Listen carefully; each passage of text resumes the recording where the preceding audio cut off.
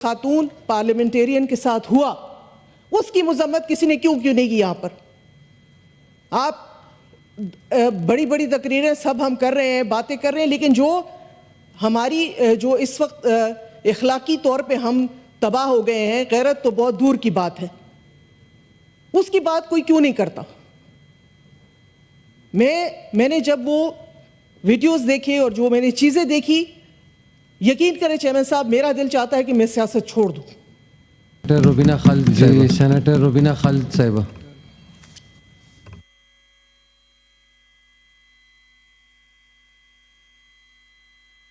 Mic on नहीं है। जी on है आपका माइक ऑन नहीं। थैंक यू चेयरमैन साहब। ऑन है आपका माइक।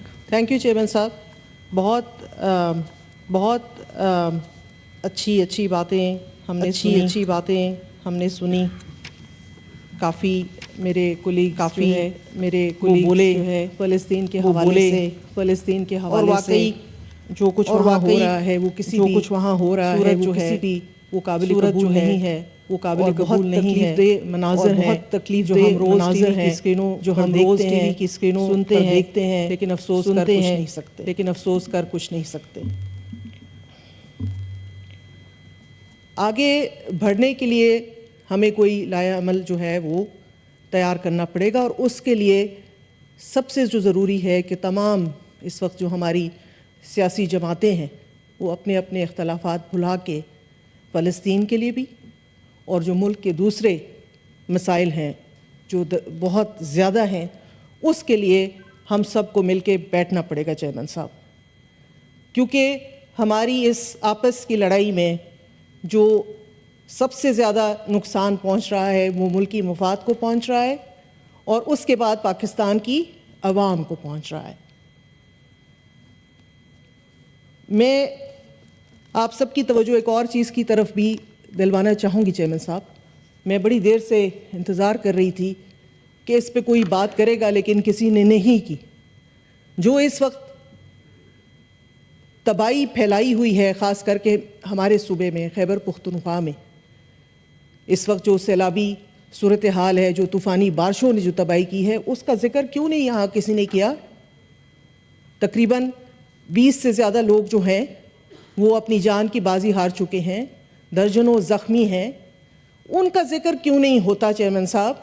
वहाँ भी तो इमदाद की ज़रूरत है, वो भी इस पाकिस्तान के शहरी हैं। हम अगर फ़लस्तीन में इमदाद नहीं पहुँचा सकते या हमारी कोई मजबूरियाँ हैं तो उनकी मदद तो हम कर सकते हैं, उससे हमें कोई नहीं रोक सकता। तो मैं आपके तवस्सुत से अपने हाउस के जितने मेंबरान हैं उनसे ये अपील करूँगी कि इस वक्त जो खैबर पुख्तनख्वा की सूरत हाल है उस पे भी नज़रें डालें और देखें कि वहाँ क्या हो रहा है। और एक और बात है चेयरमैन साहब, यहाँ बार बार गैरत की बात हुई कि हमारी जो है गैरत जो है वो सो चुकी है। ताज हैदर साहब ने भी बात की गैरत की, डॉक्टर हुमायूं ने भी बात की गैरत की। तो चेयरमैन साहब मुझे आपकी तवज्जो चाहिए। जी बार बार यहाँ गैरत की बात होती है, लेकिन बहुत अफसोस के साथ कहना पड़ता है कि कुछ दिन पहले खैबर पुख्तनख्वा की असम्बली में अपने सूबे की भी बात करूँगी क्योंकि मैं उसकी नुमाइंदगी कर रही हूँ।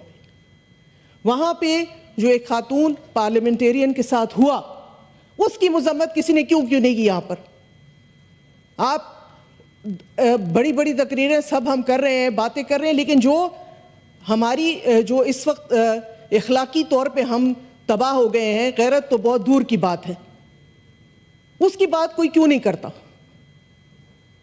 मैंने जब वो वीडियोस देखे और जो मैंने चीज़ें देखी, यकीन करें चेयरमैन साहब, मेरा दिल चाहता है कि मैं सियासत छोड़ दूँ।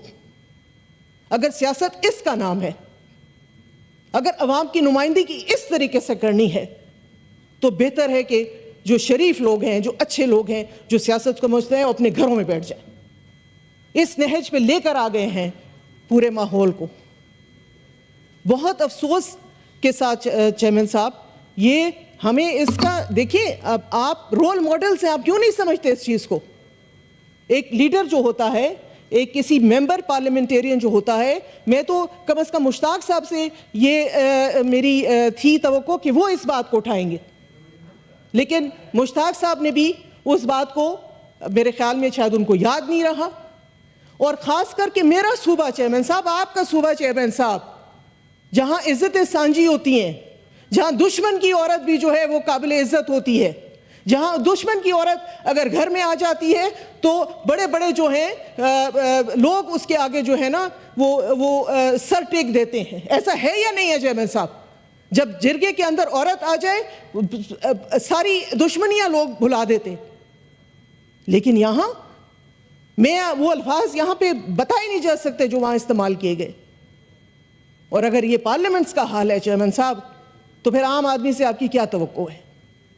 आम आदमी तो जो भी करे, जो भी कहे, ये हम क्या सबक पढ़ा रहे हैं अपनी नई जनरेशन को?